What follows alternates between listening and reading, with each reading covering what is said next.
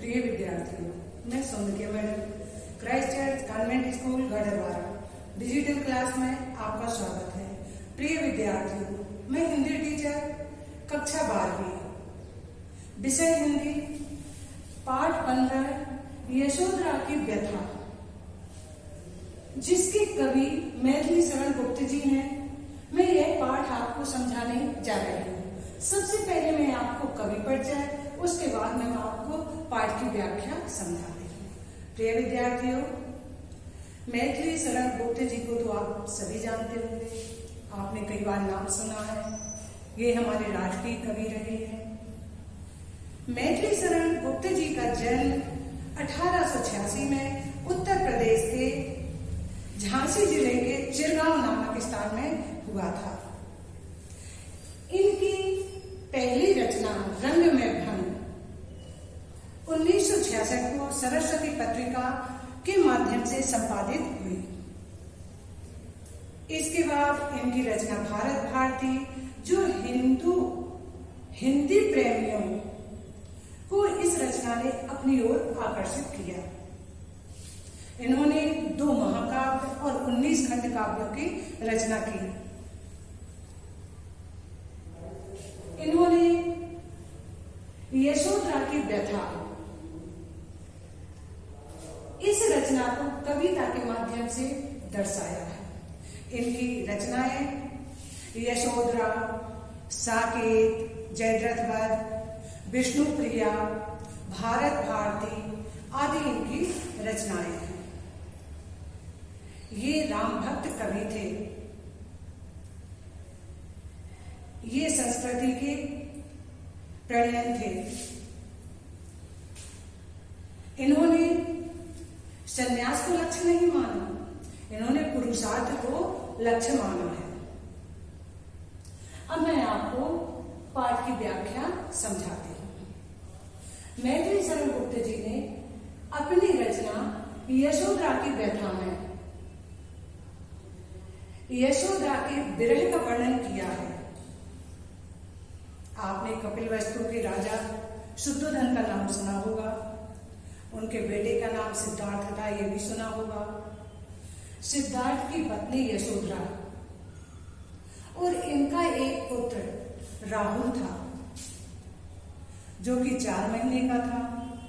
उसी समय सिद्धार्थ अपनी पत्नी, पुत्र और अपने राज्य का त्याग करके ज्ञान की खोज में तप करने के लिए निकल गए थे। उसी विरह का वर्णन मैथिली शरण गुप्त ने अपनी कविता यशोधरा में किया है। अब आप बुक निकाल लीजिए, मैं आपको समझाती हूँ। देखिए,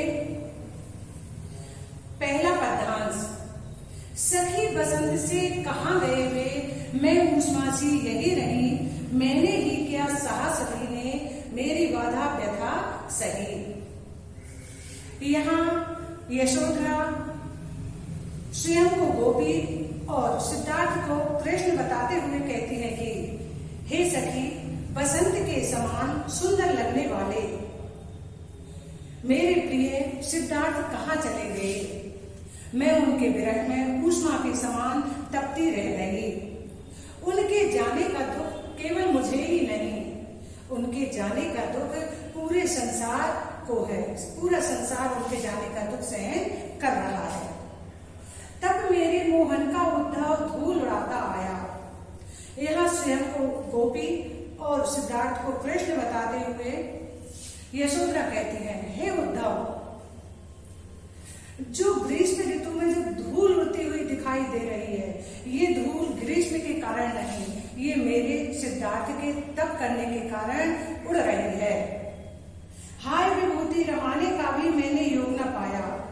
मेरे सिद्धार्थ ज्ञान प्राप्त करने के लिए तप कर रहे हैं और मैं इतनी अभागिन हूं कि उनके तप की विभूति यानी भस्म अपने शरीर में भी धारण नहीं कर पा रही हूं, क्योंकि मुझे मेरे बेटे राहुल का पालन पोषण जो करना है। गर्मी से मेरा कंठ सूखा जा रहा है, शरीर से पसीना बह रहा है, चारों ओर मृत तृष्णा मरुस्थल से भरी नटप्रखला दिखाई दे रही है। मेरी आंखों में कुछ दिखाई नहीं दे रहा। आंखों के सामने अंधेरा छाया हुआ है। मेरी आंखें दृष्टिगोचर हो गई हैं। मेरा ताप, सिद्धार्थ के जाने से मेरे हृदय में जो ताप उत्पन्न हो रहा, विरह उत्पन्न हो रहा, मेरा ताप और मेरे सिद्धार्थ जो तप कर रहे हैं, मेरे ताप के कारण एवं सिद्धार्थ के तप के कारण ये पृथ्वी जलती सी दिखाई दे रही है। उनके जाने का विरह रूपी दुख केवल मुझे ही नहीं, उनके जाने का संसार दुख भोग रहा है, सहन कर रहा है। अब दूसरा पद्यांश देखिए। जागी जिसकी बाष्प राशि जो सूने में सोती थी, किसकी स्मृति के बीज उगे सृष्टि जिन्हें बोती थी। अरे वृष्टि ऐसी ही उनकी दया दृष्टि रोती थी, विश्व वेदना की ऐसी ही चमक उन्हें होती थी। किसके भरे हृदय की धारा सतता होकर आज बही। यहाँ यशोदा कहती है कि मेरी आंखों से जल की धारा बह रही है। उनके रहने पर मैं शांत स्वभाव से सोती रहती थी, पर अब मेरी आंखें अश्रुओं से भरी हुई हैं। उनके जाने के बाद विरह के कारण मेरे हृदय में उनके साथ जो मैंने सुख प्राप्त किया है, उस स्मृति के बीच पनप रही है। कहने का तात्पर्य उन्हें सिद्धार्थ की याद आ रही है। जिस तरह की धरती में बीज बोने से वो अंकुरित होते हैं, इसी तरह मेरे हृदय में उनकी स्मृति के बीज पनप रही है। अरे वृष्टि ऐसी ही उनकी, जिस तरह मेरी आंखों से जल की धारा, अश्रु रूपी जल की धारा बह रही है, उसी तरह मेरे सिद्धार्थ की आंखों से संसार के ऊपर दया वृष्टि हो रही है, दया रूपी वर्षा हो रही है। विश्व वेदना की ऐसी ही चमक उन्हें होती थी। विश्व वेदना का दुख उनके हृदय में पनपता रहता था। ऐसा कौन होगा जिसके हृदय से उनके विरह में सौ धाराएं न निकल रही हों। उनके जाने का दुख केवल मैं ही सहन नहीं कर रही, उनके जाने का दुख पूरा संसार सहन कर रहा है। अब तीसरा देखिए। उनकी शांति कांति की जो तृष्णा जगती है पल पल में। यहाँ पर यशोधरा जी कहती हैं कि हे सखी, शरद ऋतु आ गई है। शरद ऋतु में चांदनी का प्रकाश धरती पर स्वच्छ निर्मल फैल रहा है, लेकिन यह चांदनी के द्वारा प्रकाशित प्रकाश नहीं है। ये मेरे सिद्धार्थ की आभा की किरण दिखाई दे रही है, जो उनके विकास का सूचक बनकर सामने आ रही है। उनके विकास से ओस रूपी मोती छोटे छोटे पौधों एवं बड़े बड़े वृक्षों के पत्तों पर गिर करके नाचते से प्रतीत हो रहे हैं। बादल स्वच्छ और साफ हो गया है। सरोवरों में स्वच्छ नीला नील दिखाई दे रहा है। कमल फूल रहे हैं और कमलों को देख करके हंस उस सरोवर की परिक्रमा करते से दिखाई दे रहे हैं। वे बहुत खुश दिखाई दे रहे हैं। पर हे सखी, मेरा मन ये दोपहरी के समान, जिस तरह दोपहर में सूर्य की गर्मी से पेड़ के पत्ते मुरझाए से दिखाई देते हैं, उसी तरह मेरा हृदय सिद्धार्थ के विरह में व्याकुल हो गया है। मेरे मन को शांति नहीं है। उनके जाने का दुख केवल मैं ही सहन नहीं कर रही हूँ, उनके जाने का दुख पूरा संसार सह रहा है। अब इसके बाद का देखिए। हेम कुंजे हेमंत काल के इस आतप पर बारूं, प्रिय स्पर्श की पुलकावली में कैसे आज बिसारूं। इस पैरा का देखिए, कवि गुप्ते जी कहते हैं कि यशोदा जी कहती हैं कि शरद ऋतु चली गई है, हेमंत ऋतु आ गई है, सूर्य मंद मंद गति से तप रहा है, सूर्य का ताप मेरे शरीर से स्पर्श होता है। सूर्य का ताप जब स्पर्श हो रहा है तो मुझे ऐसा प्रतीत हो रहा है कि मेरे सिद्धार्थ का स्पर्श हो रहा है। मैं इस स्पर्श पर सोने के ढेरों को निछावर करती हूं। हे सखी, हेमंत ऋतु चली गई, अब शिशिर ऋतु आ गई है। शिशिर ऋतु के आने से मेरे हृदय से ठंडी सांसें निकलने लगी हैं। हे सखी, मैं इन ठंडी सांसों को सहन नहीं कर पा रही हूं। मैं इनसे हार मान गई हूं, पर मैंने अपने जीवन से हार नहीं मानी है। हे सखी, मेरे स्वामी सिद्धार्थ मुझे मेरा वरण करके लाए थे। मैंने उनकी छाह पकड़ ली थी, अर्थात मैं उनके साथ सुख से रह रही थी। उनके जाने के बाद मुझे विरह जागृत हो गया है, अर्थात मैं दुखी हो गई हूँ। हे सखी, उनके जाने का दुख केवल मैं ही नहीं सह रही हूँ, उनके जाने का दुख पूरा संसार सहन कर रहा है। अब आगे का देखिए, पेड़ों ने पत्ते तक उनका त्याग देखकर त्यागे ये वाले। यहाँ यशोधरा जी कहती हैं कि मेरे सिद्धार्थ ज्ञान की खोज में तप करने के लिए निकल गए हैं। उन्होंने अपना राज्य और मोह माया सभी का त्याग कर दिया है। उनके त्याग को देखकर पेड़ों ने अपने पत्ते भी त्याग दिए हैं। पर मेरी आंखों के सामने कोहरा सा छा गया है और मुझे इस कोहरे में कुछ भी दृष्टिगोचर नहीं हो रहा है। मेरी आंखों के सामने छाया सी बन गई है।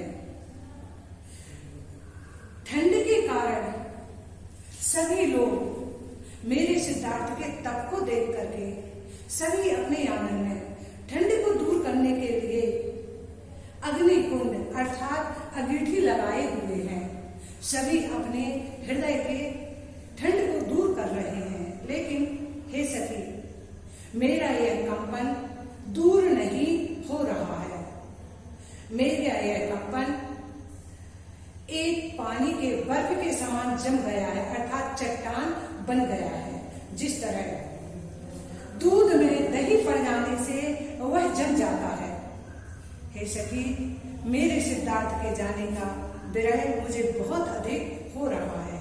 उनके जाने की दुख भरी वेदना केवल मैं ही सहन नहीं कर रही हूँ, उनका दुख पूरा संसार सहन कर रहा है। अब आखिरी का देखिए,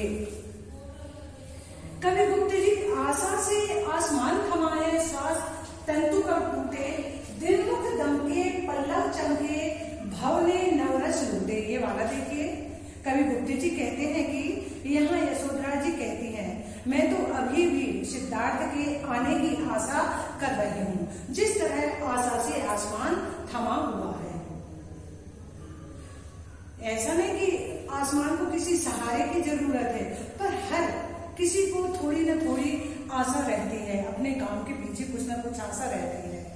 यहाँ यशोधरा जी कहती है, हर दुख के बाद सुख आता है, हर रात्रि के बाद दिन आता है।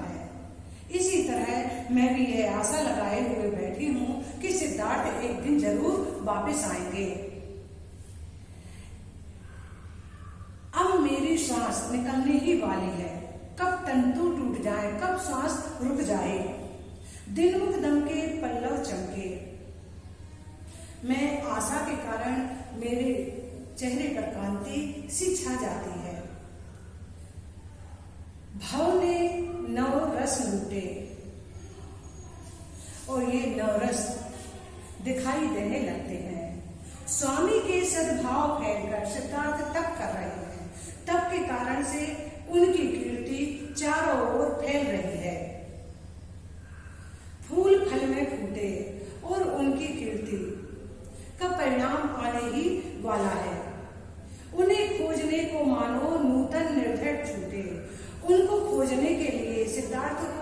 देखने के लिए बड़े बड़े पहाड़ों से नदियां और झरने फूट फूट करके उनकी खोज में उनके पास तक जा रहे हैं। उनकी श्रम के फल सब भोगे। उन्होंने जो तप किया है, जिसका परिणाम उनको प्राप्त होगा, वह केवल उन्हीं को नहीं, वह अपने उस तपस्या के फल को सभी संसार को देना चाहते हैं। उस तपस्या के फल का सुख सभी संसार को पर निछावर करना चाहते हैं। यशोधरा कहती है, मेरी भी यही विनय है कि मेरे पति सिद्धार्थ ने जो तपस्या की है उसका फल पूरे संसार को प्राप्त हो, ऐसी मेरी विनय है।